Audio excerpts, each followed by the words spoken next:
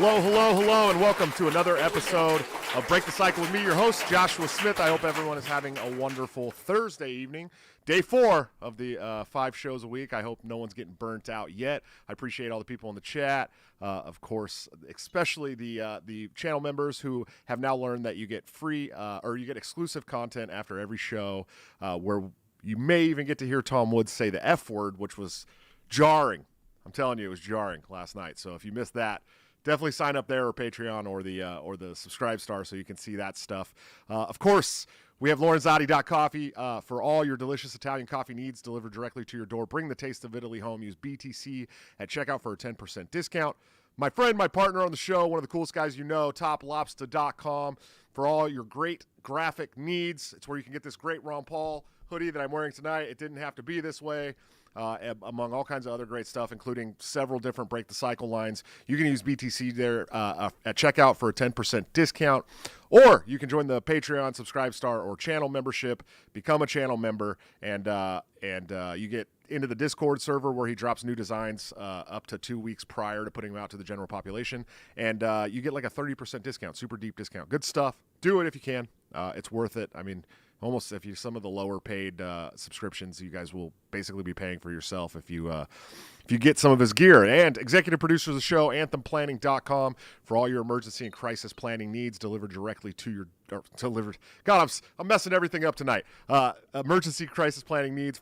See what they can do today for you or your business or your personal life. They're doing a great job that the government sucks at for a much cheaper price and much more efficiently. I'm having brain farts today. 4 shows in a row. Might be a little much after working 12-hour shifts. Who knows? I don't care. Guys, we've got a great show for you today. I'm very excited to have this gentleman on. He is he's a libertarian conservative journalist and policy correspondent at the Foundation of Economic Education, or FEE, as most people know. He also hosts the Breaking Boundaries podcast. He is Mr. Brad Polumbo. How you doing today, sir? Hey, I'm doing well. Thanks for having me. Nice. I really appreciate you coming on, man. So, Let's talk a little bit about your journey to this liberty conservative lifestyle and really how you immersed yourself into policy and all that great stuff. How did that come about? Well, so a little bit different than you might expect, actually. But I'm from New England. I'm from Massachusetts. People might know that if they follow me. Maybe that's where I get my iced coffee thing for. You know that Massachusetts has more Dunkin' Donuts in the state than in all other 49 states and territories combined. You guys really like the Dunkin' there, huh? Yeah. But anyway, I'm from Massachusetts, and I went to the University of Massachusetts Amherst, which is the biggest flagship public university in Massachusetts. And it also has and this is actually just random, by happenstance, it has the only openly Marxist economics department in America. Oh, geez. I went in there as a college student studying economics, and I studied under professors who would self-identify as communist or Marxist. I had different professors who would whitewash the Soviet Union, who were editors for radical feminist Marxist journals. It was quite the experience. And then at the same time, the campus atmosphere was like SJW on steroids. Imagine like the memes of the social justice warriors. Those people, with like the pink hair and the angry face, or like the screaming woman or whatever. But like those people 10 times worse and actually in real life. Like imagine the most extreme progressive you ever seen on the internet. That's way more extreme than like real Democrats are in real life in most cases. And that's like your typical student that's politically active on that campus. So like it was the kind of thing where, just to give you an example, at the student newspaper, I was formally disciplined and written up and told if I ever had another offense, I'd be fired, which I was then later fired, but that's another story. My offense was this. I used the expression, boy who cried wolf, to describe a colleague who identifies as non-binary. Oh, jeez. And I was warned and almost fired for that offense. So this just tells you what it was like for me in college. And then I basically kind of became like knee-jerk right-wing in response to that. I was like, basically like, well, screw this. I don't want anything to do with what these people are. But then I also was never on the Trump train. So I was a Gary voter, and I was kind of more conservative on a lot of things, but I also was never socially conservative. Obviously, people probably know this. I'm gay. I'm agnostic, so I'm not, I am pro-life, and I would not say I'm social. Like, people will say being libertarian is socially liberal, fiscally conservative. I think that's totally wrong. Being libertarian is about what you think the government should do. Sure. You don't have to actually be like fully leftist on social issues. But anyway, I was kind of in the middle of the road on that, and then over time I became more libertarian on things like immigration and trade. And I guess that's where I've got today, where I would describe myself as a libertarian conservative, or conservatarian is such a cringe word because Sure. people have ruined it, but it really is an accurate description of my beliefs. Yeah, absolutely. So how did you get involved with FEE? Well, so I basically started writing for my school newspaper while I was still in college. I went into college thinking I wanted to be a lawyer because I've always known two things about myself: that I love to argue and I love to be the center of attention. So I was like, oh, perfect. I'll be a lawyer and a litigator. And I would have been good at that, to be fair. I did well in law classes, and I also was the captain of the mock trial team. But I ended up writing for the opinion page of the student newspaper, and I just fell in love with the shit stirring. Like, not in a trollish way, but just in the saying the things that everyone else is afraid to say because they know they're true. And on my campus, it was like, for example, all I said was like, oh, you should be able to get a concealed carry permit on campus, the same way you could if you lived in Boston, right? Like if you're 21 and you pass a background check, you can get a permit. I said, our campus shouldn't be a gun-free zone. Our rights don't stop at some arbitrary government line, right? And they actually said that my article making that argument endangered the safety of other students. Jeez. So this is a really convoluted way of answering your question, but basically I started as a student journalist, went a little bit, it made a bit of a splash, was ultimately fired by the very liberal student newspaper. Then I started doing a lot of freelance professional writing. I joined the Washington Examiner, which is a conservative, center-right, DC-based publication. I worked there for a year after graduation. COVID hit, and my one-year fellowship ended, and I was out of a job. I was freelancing full-time for like 6 different places, and then I landed at FEE, where they basically... It was the perfect fit. They cover policy and economics, and they're basically a think tank that also dips into journalism, and I'm a journalist that dips into thinking. So, yeah, and then I've been there for over a year. I write 6 to 8 articles a week, write a daily newsletter reporting on policy, economics, taxes, welfare, spending, debt, that kind of thing. And just humble brag, I've had my work cited by lots of lawmakers. I've been on Fox News, Fox Business. I actually had a really cool experience that came out of nowhere where I got to testify before the Senate at Rand Paul's invitation.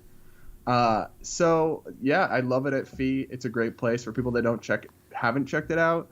They should sign up for the daily newsletter, which they can do just on the website, fee.org. But, yeah, it's great. That's how I got there in a very long-winded way. Yeah, that's wild, man. And you write a lot. I mean, I'm looking right now at all your articles, and I was reading over some earlier. So when's the book coming, man? You got one of those coming yet, or what? So, well, this is interesting. I actually did. I've been advised not to write a book before I'm 30, because everybody apparently who's a journalist who writes a book before they're 30 regrets it eventually. Like in terms of the book itself or their opinion, or they just would have done it differently when they're older.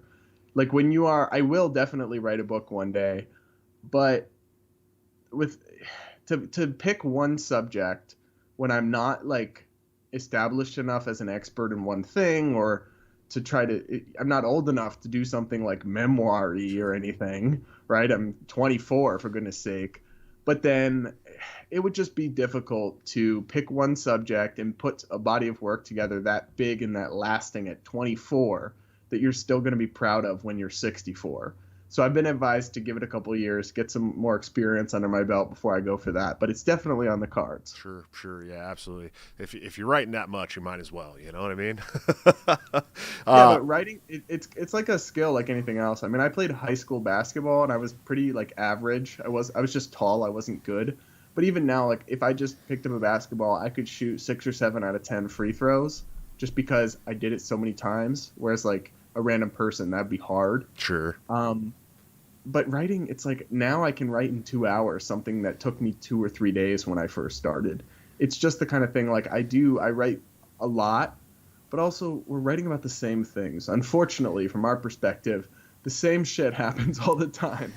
Debt, taxes, minimum wage. It's like the same things are the same tired policies and schemes are being thrust upon us. So it's like muscle memory. You just get good at it and do it fast. Sure. Yeah, absolutely. I tried my hand at writing for a little while when I helped found Think Liberty. That is pretty successful-ish now. It's no fee, but and I wrote a couple articles and I was like, man, it took me like a week to write this article. I probably, if I had kept going, I'd get a little better at it, but I definitely need an editor. I can't write without an editor. There's just no way. I'm so bad with my typos and all that stuff. But you said you testified before the Senate. Yeah. So one of the things I covered for months, along with my other colleagues at FEE, was the consequences of lockdowns. Not many people were paying attention to this. FEE was one of the only places. In fact, to throw a little shade, libertarian nonprofits or organizations were pretty silent on the lockdown. We're looking at you, Cato. Sorry, go ahead.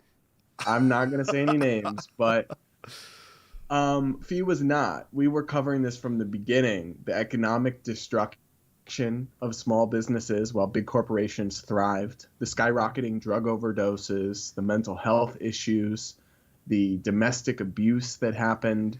And then all of this, I covered that side of things. All of this happened, yet the lockdowns didn't actually accomplish much of anything at all. I mean, my colleague John Miltimore, who people should also follow, he reported on this side of things dozens of studies that show little to no correlation between how severe the lockdowns were and how they actually did on COVID. I mean, and you can look at this just at the states, right? Florida versus New York, California versus Georgia, right? All these places that were supposed to do so bad, like Texas, really didn't. And that's because we actually have found out since that the most COVID spread happens at home. Yeah, in the house. The whole thing was just a disaster. A big government. It's like these people thought they could shut down all of society like a light switch and flip it back on, and nothing would be broken. And so it's just one of, I think, will go down as one of the biggest big government policy failures of American history, at least modern American history, certainly. And so I covered that extensively, and I was invited by Senator Paul to testify before the Small Business Committee about the economic and social consequences of the lockdown policies, because it was at a hearing talking about lockdowns and stimulus, which is another thing I've covered and we could go into. But the explosion of government and the money printing and the expansion of the welfare state that they used COVID to push through, when so much of it did not have anything to do with COVID, it would make FDR blush. Oh, yeah. And I've covered the ins and outs of it for FEE, for the Washington Examiner, where I write a column. I've been on Fox and Fox Business talking about this, but the stimulus was so fraud-rife and inefficient and bloated, and it's just been one of the biggest big government power grabs that you could have dreamed for in a socialist wet dream. Yeah, absolutely. And not to give somebody else a shout out while you're here, but have you read this book yet, The War on Small Business by Carol Roth? No, so I just I saw. Did you do an episode with her? I did, yeah, yep. Yes. So I saw a clip from that, and then I also read an interview my colleague John did with her for our website. And it sounds like it's a really important book, so I will need to check it out. I think as far as the economic aspect of the lockdowns and stuff, there can't be a more important book for the last year. And she wrote it in like real time, like over the course of this all happening. So it's like she's writing as things are happening. And it's very economics based, right? She was a investment banker. That's right. Huh? She was like a financier. Yeah, she was like an investment banker and something else, and then she got out of that to start working on writing books about small businesses. And she's writing this book as it's happening, so it's very economically like focused, but it's It's actually really like a good read too. But I had her on the show. She's a pleasure. But that book is probably the most important book to come out of this whole thing. So I was wondering if you had read it, but I know it's brand new. I It will literally have just to came read out. it, and it's the most important book until my book. Yeah, of right, course. right. Yeah. 5 years from now. We'll be waiting for it, man. We'll be waiting for it. So we talked a little bit about, the course of this conversation prior to us actually going live, but I wanted to get your thoughts on Cuba. I know you're pretty. I mean, you're pretty anti-socialist. You're pretty based, Brad. I'm not gonna lie. As far as the anti-communist, anti-socialist sentiment goes, and we know now that you do approve of recreational tanks. So now that you're that based. So what I would say is that I'm not 100% sold on tanks. For people that don't know, my hot libertarian take, anti-libertarian take, was that you probably shouldn't be able to own a tank with an artillery system. That might be a little too far. And that really triggered the truly red-pilled libertarians. But after what is going on in Cuba, I can see why people would want tanks. I think that's a fair assessment. Yeah, I mean, these people have been living under absolute tyranny and they're not allowed to have any guns of any kind. They're not allowed to have any food, Brad. I mean, the whole thing is just a mess, and so a lot of this stuff is being blamed on embargoes, this American embargo and not being able to trade food. But if you really dive into it, I mean, they've been able to trade food with us since 2001. So that's not why they're not eating. Yeah, I mean, obviously an embargo hurts the economy. That's the point of an embargo. But, like, that's not the main problem. They are able to trade with a bunch of other countries. And actually, you're right. Food and medicine can, in many cases, go through the embargo now. The real problem is their socialist economy. No one can deny this, right? I mean, it's just they went from one of the richest countries in Latin America and in the Caribbean to really struggling. And now the people can't eat. They're out there chanting, "We have no food, we have no fear." Because Milton Friedman wrote about this. When you have socialism, people like Bernie or AOC, they say, "We support the socialism, but we want political freedom and democracy." Even if you believe that they actually believe that, which maybe I don't, but let's give them the benefit of the doubt.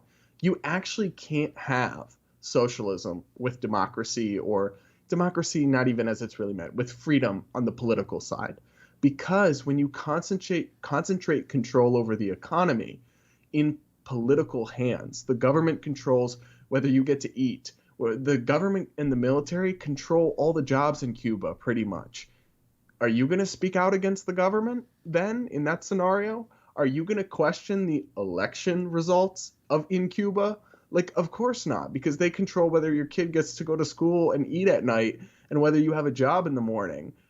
Only now in Cuba are they speaking up and revolting because the communist government has literally destroyed the economy to the point where there's not even food. Like, at least they had the basics in many cases for a while, though they were stagnating and struggling. Now it's so bad, in part because of the pandemic, but also just because the system's imploding on itself that they have nothing left to lose. So they're finally speaking out. But what's going on in Cuba, it's just proof, right? You cannot have socialism and freedom coexisting. No matter what American progressives say, it's not possible. Sure. Yeah, I definitely agree with you.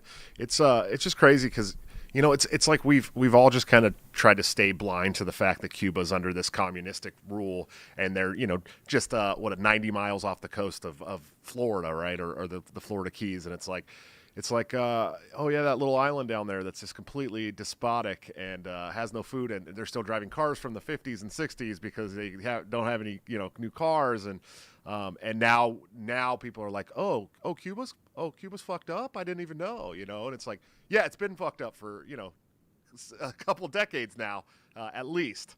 Probably a lot longer than that, It's not news, unfortunately. I mean, it's news to a lot of us because it's not our country, so we're not paying attention.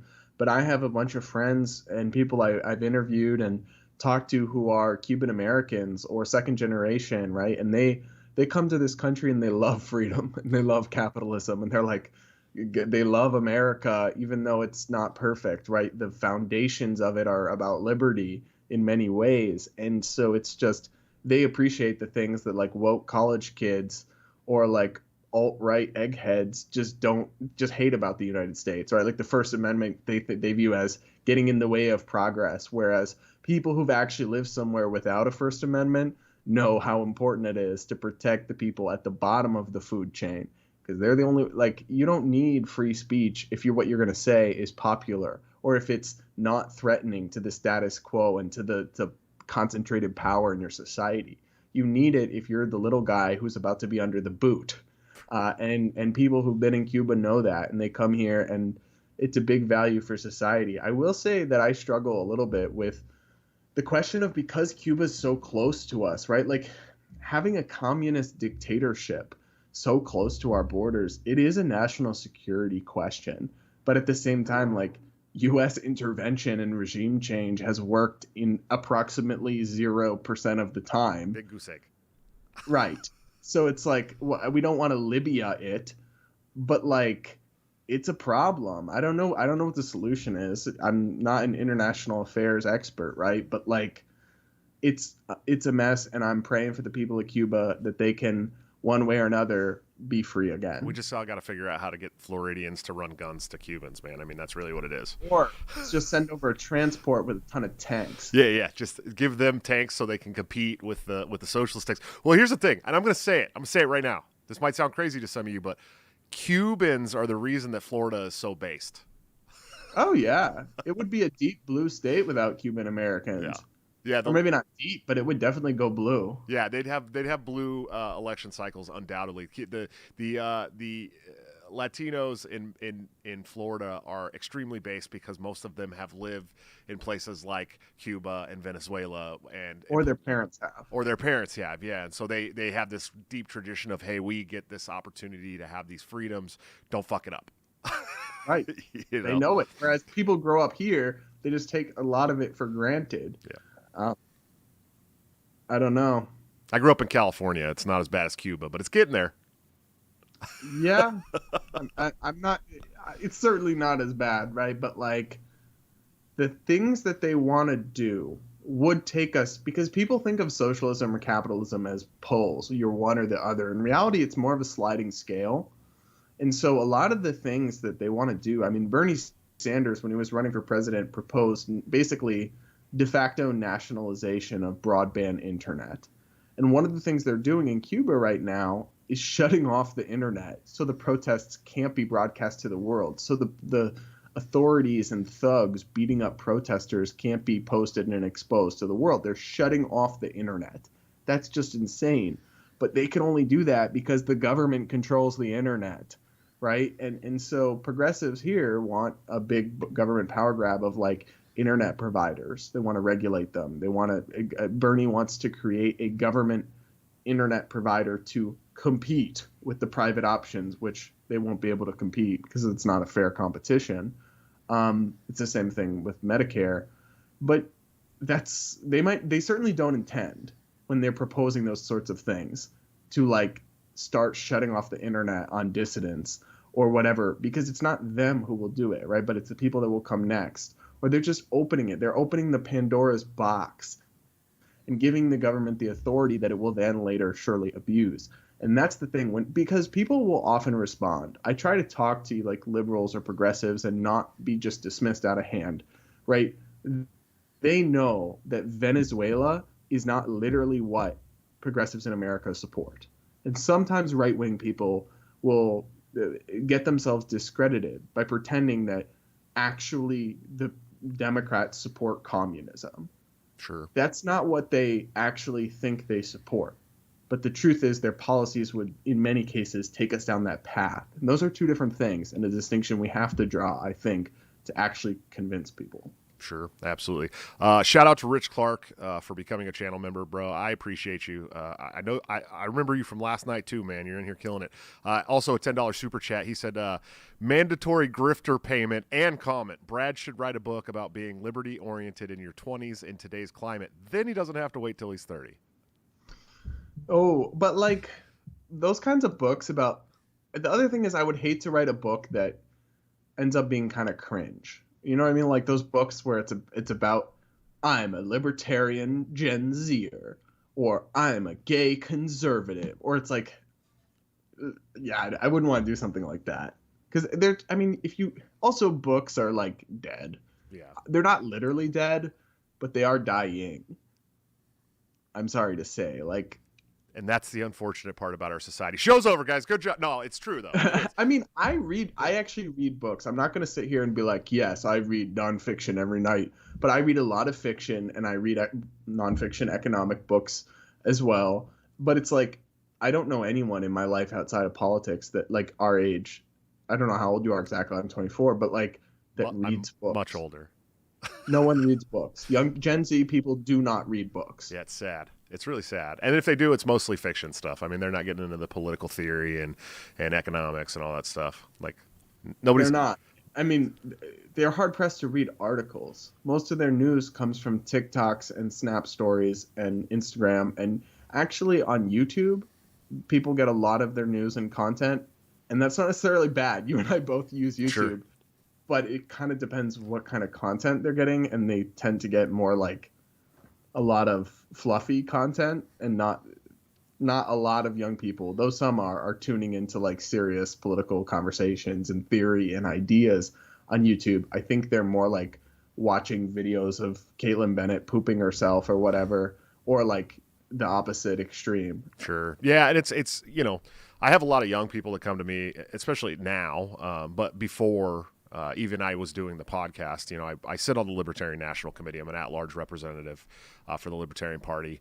And so I've traveled all over the country. I've been to like 40 states. I've spoke behind Ron Paul at the Omaha Roads to Freedom Unconvention. I've got to do a lot of cool stuff. So I have a lot of young people that I meet, and they're like, hey, man, I'm thinking about starting this YouTube channel, or I'm starting this podcast, or I'm doing this thing. But it just seems like it's the market's so flooded. I'm like, it's not flooded. Like, I have to explain people to this because – we're just such a small movement that it feels flooded to us. But truly, we're the minority in all media, including social media, including YouTube, including Odyssey. I mean, all these platforms, we are not flooded. We need to flood the market. The more podcasters we can get, the more people doing news shows and content and writing, the better, because that's where these young people these days, I'm almost 40. I'm getting older now, but the young people, that is where they're getting their. Yeah, I know. You should have seen the first couple of episodes of this show, man. I produce it all myself. I do it all through OBS. I have like controllers and stuff, and I'm like messing up the audio, and I'm like, I can't get anything right. What's going on? And so everybody makes fun of me for being a boomer all the time now, and I'm like, I'm only 38, but I am a grandpa. You do have a good point, though. I guess I haven't thought about that, because I do feel like the libertarian podcast thing is flooded in a sense of, I would just tell young people, make sure you have something original style, original niche, original focus, something about it that's going to be unique, because like just doing the same thing as everyone else probably isn't going to be successful. But I mean, I agree with you. If you're breaking out of the libertarian bubble, then there's no flooding of libertarian content, right?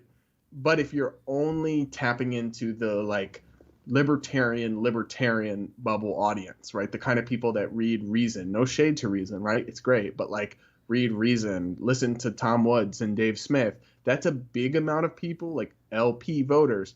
It's a significant amount of people, but it's very much a self-contained bubble that you got to go outside of to reach the rest of hundreds of millions of America.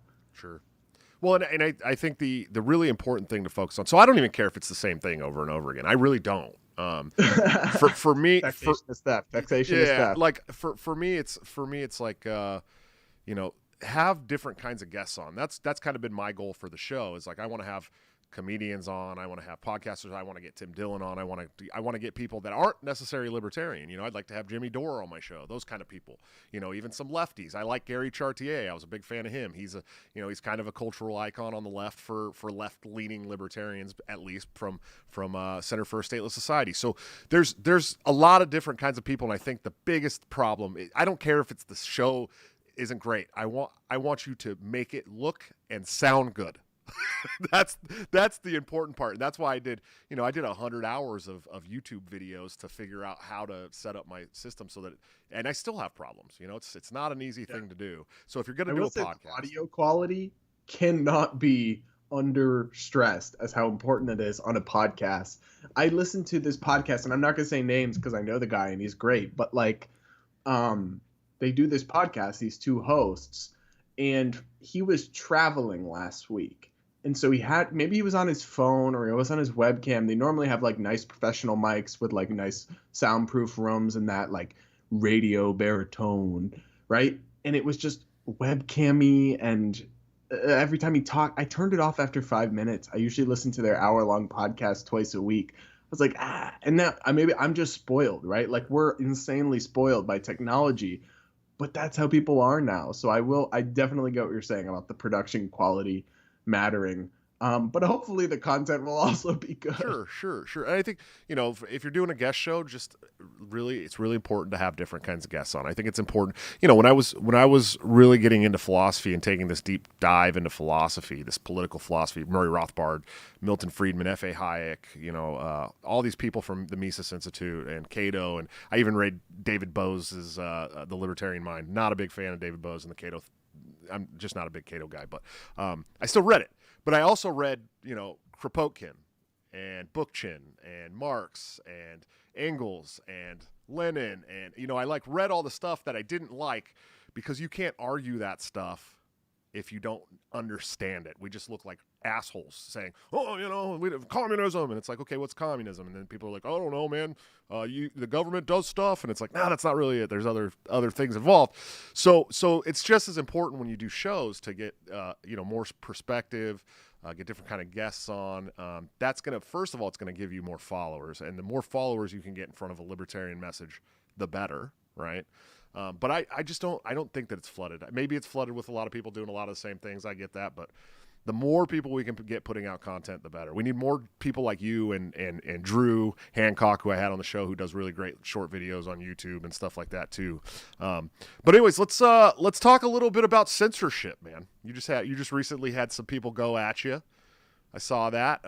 That's a day that ends in Y for me, bro. Yeah, I get it. And that was something else I kind of want to talk about. When I had Olivia on the show, I brought up the GSM conservative thing. I said, you're a GSM black conservative, so basically everything the left hates.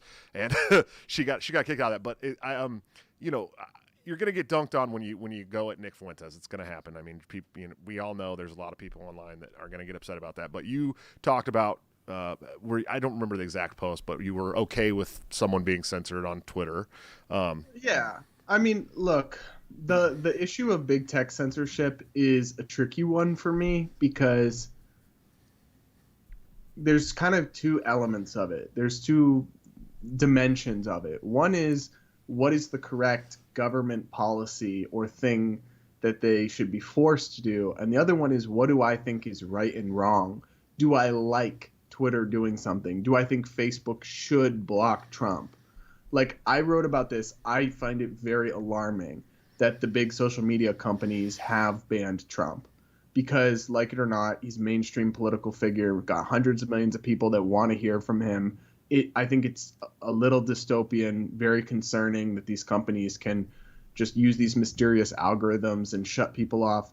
At the same time, they are private companies. Now, that people cringe when you say that. I understand they're not fully private free market companies, but that doesn't really matter when it's a question of the First Amendment in terms of law.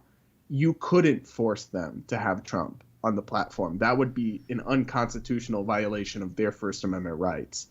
The whole repeal Section 230 thing, it's just a horrible policy idea.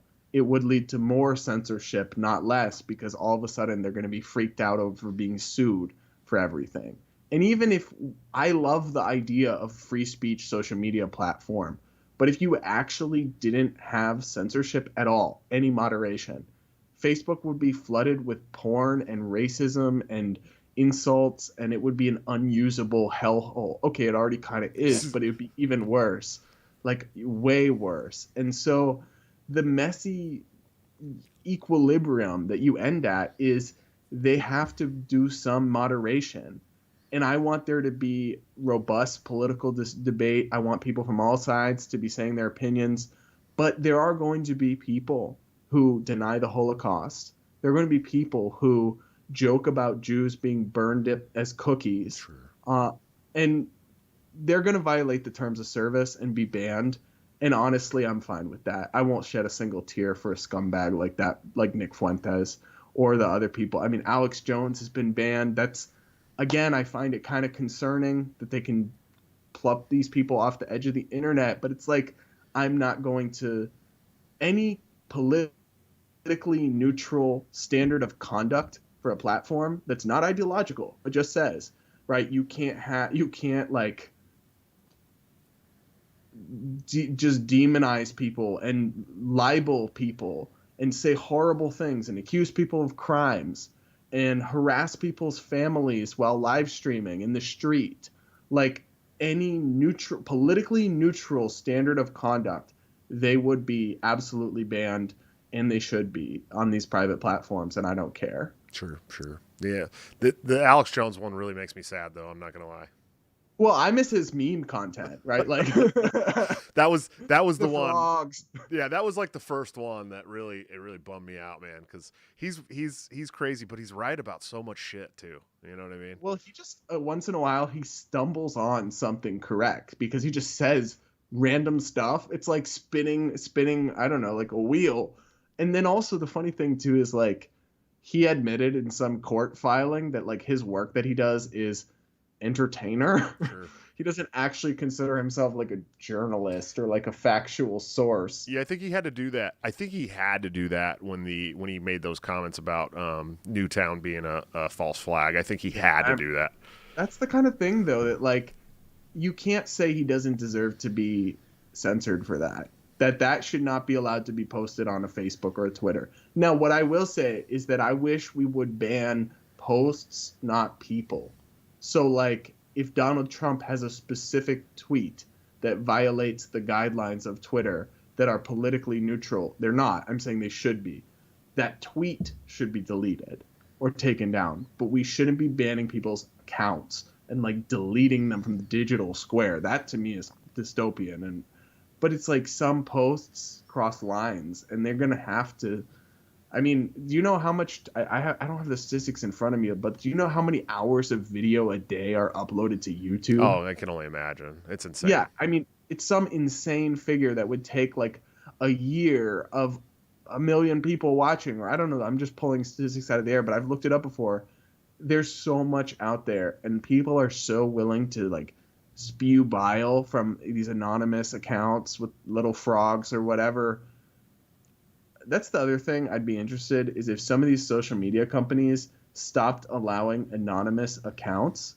And just, I'm not saying the government should make that a rule or anything, but I'm saying if there was a platform that chose to do that. For example, Parler actually did this, I believe. You had to show an ID and verify your identity. You couldn't be anonymous. Just almost, I would say like 80% of the nasty, horrible, libelous, ad hominem things that are spewed at me on Twitter are from anonymous accounts. True. Right? Put your name on it. Put your face on it. Fair. Yeah, I don't know. I have never had an anonymous account. I've always been myself and done all my work in public. And in fact, I got booted from Facebook last year in October. What did you do? So check this out. This is why it gets really tricky for me when it comes to people being censored, because it's a slippery slope, right? I'm it is. A normal person.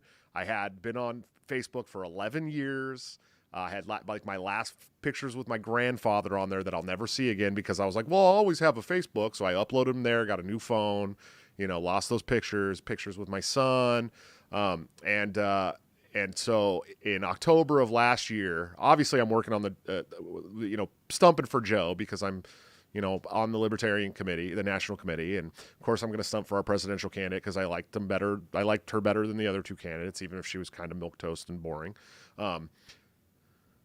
And then I started talking about the coronavirus, right? And I said, wouldn't it, what's up with this theory that it was created in a lab in China? What if there's some truth to this? And bam, boom, gone. Didn't give me a reason. Didn't give me a warning. Never let me recover my stuff off my account. And here it is now, July of 2021. It's been 9 months. And that's the approved narrative now. and it's totally fine to talk about it on Facebook. And they wouldn't give me my old account back. I started 2 new accounts in that time, and both times within 6 hours I was pulled off. Just for the IP address, I believe. In fact, I started a new Facebook account just last week that they have not thrown me off yet, but I used a different computer with a different server with a different different phone number, everything different. I went to try and use my Messenger for my phone, and it won't even let me log into Messenger, even to that account. It's a scary, slippery, dystopian slope. You know? I mean, like, that's the thing. I'm not sitting here. That's horrible, right? That's terrible. The question is, what's the solution? Sure. What do we do about it? I don't want, like, you want so I don't want Mark Zuckerberg deciding what speech is allowed, but I guess I'd take it over Kamala Harris, right? Yes. Like, so I'm saying, what's the solution? Sure. I don't know. To me, it's always been about these community guidelines, terms of service, all this crap. It's never really been like a thing that you can figure out, right? Like you have all this stuff laid out and you're like, oh, well, I haven't violated any of that, but they still pull you off. And so it never really seems like it's something that's been like evenly distributed to all the accounts. It's like, well, I'm a libertarian. No, not at all. Like, listen, I can tell you as a journalist, the Facebook algorithm has single-handedly put entire libertarian and conservative media outlets out of business. Sure. Because one day they changed up the algorithm to stop promoting political content, and all of a sudden a bunch of conservative websites, their traffic from Facebook went, and liberal websites a lot went up. You can look at graphs of this. I've witnessed it at many places I've worked and written for, actually, where they flip a switch in the algorithm one day and your traffic from Facebook plummets. It's disturbing the amount of power they weigh. But every time I look at the policy solutions proposed, how is antitrust going to help? Sure. Breaking up Facebook and Instagram to 2 separate companies. What does that change? What does that fix? Right? Like making it illegal, some of these antitrust bills, for them to like have Amazon Basics on Amazon or their own brands of things that are always cheap. And like, how is that fixing anything? How is repealing Section 230 or that like I said, that leads to more censorship. Another thing is like inserting a neutrality requirement into Section 230. Well, then guess who gets to decide what's neutral and what's not? Kamala Harris and the federal government. Like, right. Name the solution, right? That's the only thing that I get frustrated. I acknowledge the problem, but also sometimes conservatives or Republicans, when they're talking about big tech, they'll act like it's worse than it is. It's bad. We're on a slope and it's slippery, but like Facebook still promotes a lot of conservative content. You've still got hugely successful right-wing voices on YouTube. It's not as if we've been totally silenced in the digital square and we have no option but to go to the government, though it could get there. But sometimes I feel like they're too alarmist in the rhetoric. I mean, you're still able to, Dave Smith is still on Twitter reaching tons of people. Ben Shapiro, like Joe Rogan, all these people, it's not completely shut off to us in a way that would ever justify such drastic government intervention. But like I said, the thing is, I don't know how to fix it. I don't know what to do. All I can say is that these big government solutions, we should know better than to think they'll fix anything. Sure. Yeah, I don't disagree. And speaking of big government solutions, something you wrote about recently, the 1.8 million people refuse to return to work because of generous welfare benefits. Now, I, as somebody with 7 kids, and actually I claim 6 people, including seven people, including myself, on my taxes. So now they're doing this new child tax credit thing. You're about to get hella taxpayer money. Yeah. Well, I mean, it's the child tax credit, right? It's probably less than what I paid in to taxes. To be honest with you, last year, but this was before I had all the dependents. It's a wild story. I've told it on the show a bunch of times. I went from being a bachelor to having 7 kids in 1 year. That live with me. One of them wasn't born yet. One of them didn't live with me. One of them's actually my granddaughter, and 2 of them are my fiancés, and so it's not like it all happened really fast. So yeah, the government's like, here, let us give you some monthly money now, because that's the new thing. They're going to give you monthly money, child tax credit, half of your child tax credit every month until you hit like $4,000 for the year or something crazy. Let's talk about this, man. This whole, there's a lot of libertarians that say a good idea to have a UBI, right? There's a lot of them that talk about this UBI thing, and I think we're kind of getting a trial run on what could happen if we paid people money every month. What do you think? Well, I don't want to conflate the two things because the 1.8 million, the first thing you referenced is unemployment benefits. Oh, sure. And that's not UBI because the virtue of UBI, if you believe it's a virtue, is that you get it whether you work or not. So there's not a work discouragement. True. But what we're seeing right now is in dozens of states, you can make the equivalent of $25 an hour on unemployment benefits. Because they supercharged and expanded this system because of the pandemic and stimulus. And so it literally pays most of the unemployed people more not to work than to work. Of course, you're going to have a slow recovery. And the 1.8 million people that say they haven't gone back because of benefits, that's how many admitted it to pollsters. Like they polled them and they said, yes, I'm not going back because the government pay too good. I'm just speculating, but it's got to be 2 or 3 times that in truth, right? Like people don't answer pollsters honestly when it's things that reflect poorly on themselves. Like, so the truth is it's probably other studies estimated at like 5 million people who haven't gone back to work because of the generous benefits. But that's the unemployment, which is super dysfunctional. They've lost 5 times more money to fraudulent unemployment claims than they spent developing the COVID vaccine. Jesus. The federal government did. That's the fact. Insane. Now, and listen to this too. We have 1.2 open jobs right now for every unemployed person, yet we have over 20 million people still on unemployment. We obviously have welfare state dysfunction, but that's like the unemployment side, which discourages work. UBI is theoretically different. Theoretically, you just get the money, whether you work or not, so there's not as much of a work disincentive.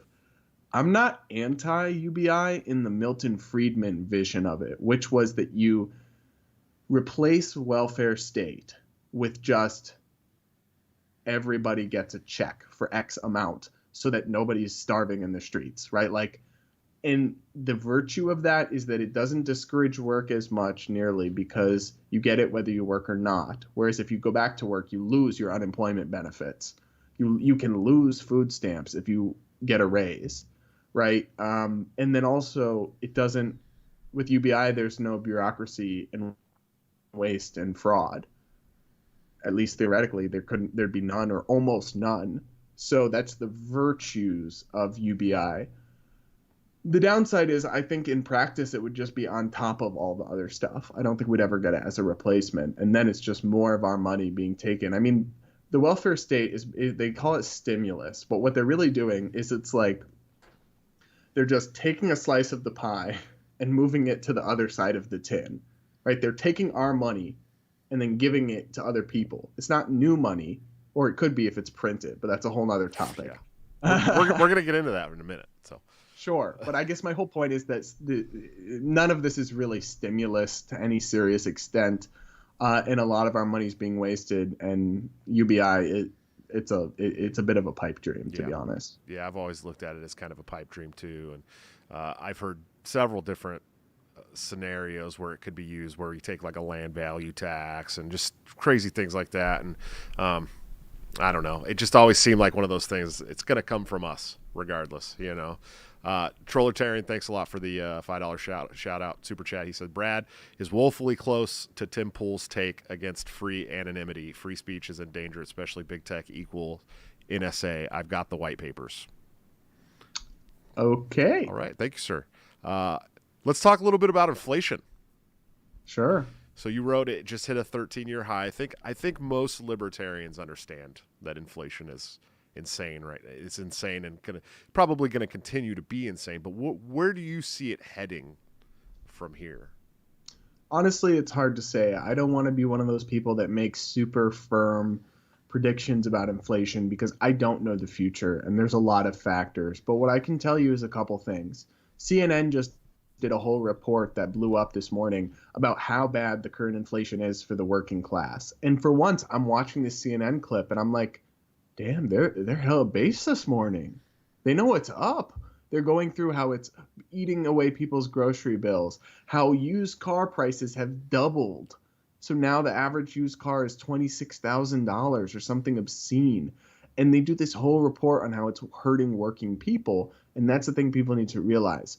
Rich people don't get hurt by inflation very much because they have financial managers who put their assets in inflation-resistant investments and all sorts of things, right?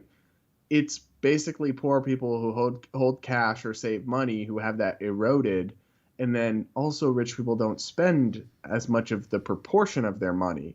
So poorer people spend more of their money. So then when prices are higher, that's hurting them more, if that makes sense. The thing I can tell you about the inflation that the CNN report at the end made me furious because they didn't even mention, it's a policy choice. Where it's too often described as like a mysterious phenomenon that we don't know what's happening. Oh, well, prices are up 5.4% year over year, the highest in 13 years. This could be because of this. No, the Federal Reserve printed trillions of new dollars. What do you not understand about this? That causes inflation if you just expand the money supply to chase the same amount of goods. It's pretty simple. That's not the only factor. There's other things. For example, the lockdowns constrained supply at the same time that the stimulus made a big boost in demand. But the biggest thing is they're printing trillions of dollars. The money supply has exploded. And then this just doesn't get talked about. So the one thing people, even libertarians who know how bad inflation is, the one thing we have to remember is that it's always a policy choice by our government when there is this kind of high levels of inflation. So it is not just a thing that happens that sucks, which is how a lot of people see it. It is an indirect but intentional tax on you and on me. Sure, absolutely, man. Well, we're definitely getting to the end of the public stream here. What's next for Brad Polumbo? What do you got coming up, man? Wow. So I'm really working on YouTube. So if people just type Brad Polumbo and just subscribe to me over there, I'm really stepping up my game on there, putting out more content. Just did a whole video that people are telling me they actually like, reacting to socialist TikToks, like TikToks that have hashtag socialism, hashtag DSA, right? Like straight up Marxist TikToks and like debunking them. So people should definitely check out my YouTube channel. And then, of course, on Twitter, Brad_Polumbo, Polumbo. That's where I post everything I do, which is all sorts of stuff all over the place. Sure, absolutely. Yeah, I watched that video earlier, man. It was pretty funny. Yeah, the one of the dude in the hookup. Yeah, with the mask. You gotta watch it, people. Yeah. You gotta watch it. Yeah, you gotta check it out. It was pretty bizarre. Your reactions were amazing. I mean, you were very animated when you were. I have a very expressive face. It used to get me in trouble as a kid because I do not contain my emotions. Like if I think you're full of shit, my face will just make it so obvious. Sure, absolutely. Well, Brad, I appreciate you coming on. If you got anything else you want to plug before you take off, feel free. If not, I will see you here in a couple of minutes for the private stream. Cool. All right, thanks a lot. All right, guys, another awesome episode of Break the Cycle. Brad's cool. Go follow him. Check out his YouTube. He's coming up on YouTube pretty quickly. He's got some pretty funny content over there. He definitely keeps it fresh. And anytime you're messing around with TikTokers, it's always fun because TikTokers are just, I don't know. A lot of them just seem like a completely different being than the rest of us. It's pretty wild.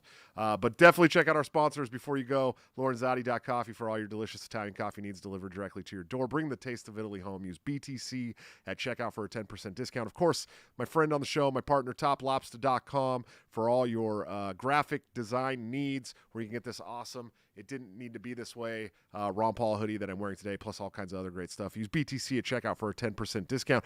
And executive producers of the show, anthemplanning.com for all your emergency and crisis planning needs. Hit them up. Find out what they can do for your business, personal life, or home today.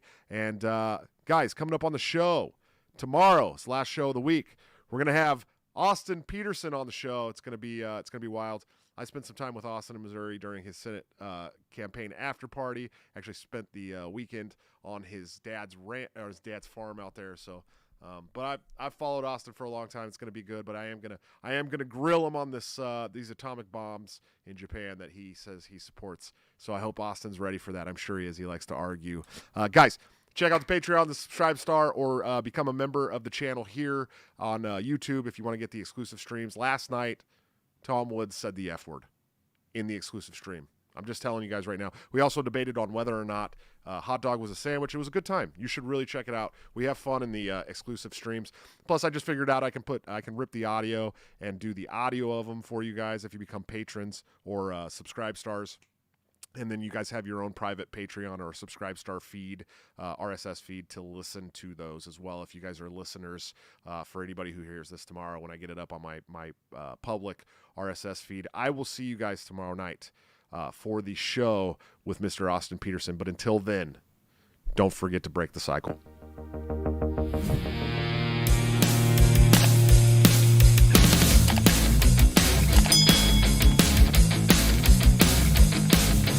Due to legal reasons, I just have to explain.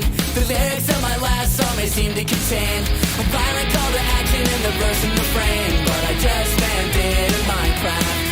The helicopter part was in reference to GTA 5 and the things you do. So any violence you commit, I am not an excuse, because I just meant it in Minecraft. A chipper is my friend and he's constantly cold. Accusations of incitement getting totally old. Make your own choices, yeah, you have control, because I just meant it in Minecraft. Obviously I would never advocate force, unless there's due process and a trial, of course. And if you're convicted, we will make you a corpse in Minecraft, just in Minecraft. You're nothing I mean, you know it. No product theaters cause they closed for COVID. Holy shit, I think I'm